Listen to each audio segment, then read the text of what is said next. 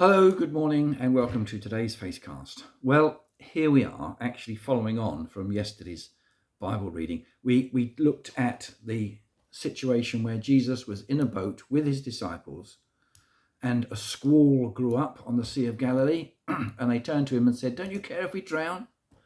And I asked you to go away and read the rest of it for yourself. So we're going to look at the next bit today.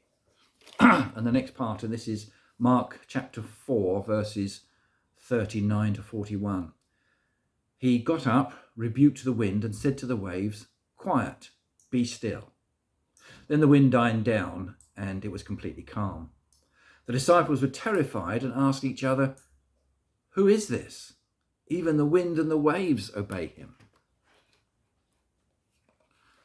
I suppose they would be a bit mystified, wouldn't they? They were in the boat and they asked him, "Don't you care if we drown?"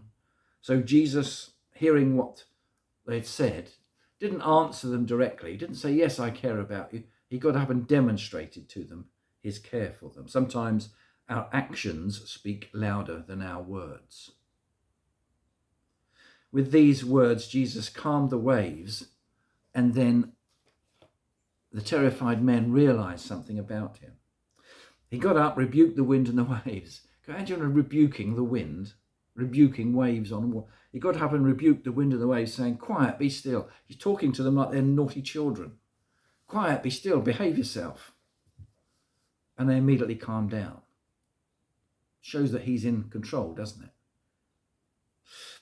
They calmed down completely. The disciples, who were terrified, were they terrified of the waves, or were they terrified of the fact that he calmed them? I suppose I'd be more concerned about his power over them than the waves and the wind themselves, because I'll have seen that before. But here, Jesus is showing he's demonstrating his power over the elements of the earth. How significant, important, and scary is that? The disciples were terrified and said to each other, "Who is this? Even the wind and the waves obey him." So they're beginning to realize that there's something about this person that is awesome, that is powerful, that is mighty, that is really significant. I suppose we would too, wouldn't we, if we were in that boat?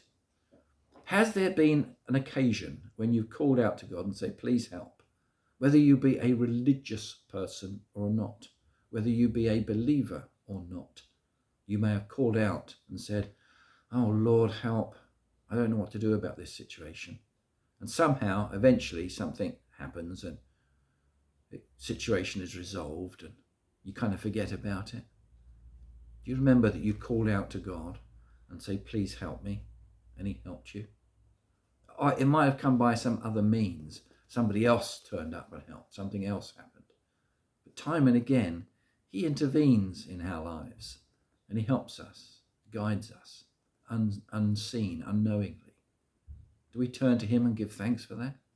We should do.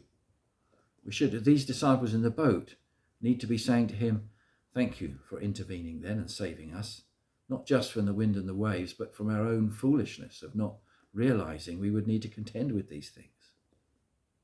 How readily do you turn to Jesus and then thank him when he's helped you? Take care. Bye for now.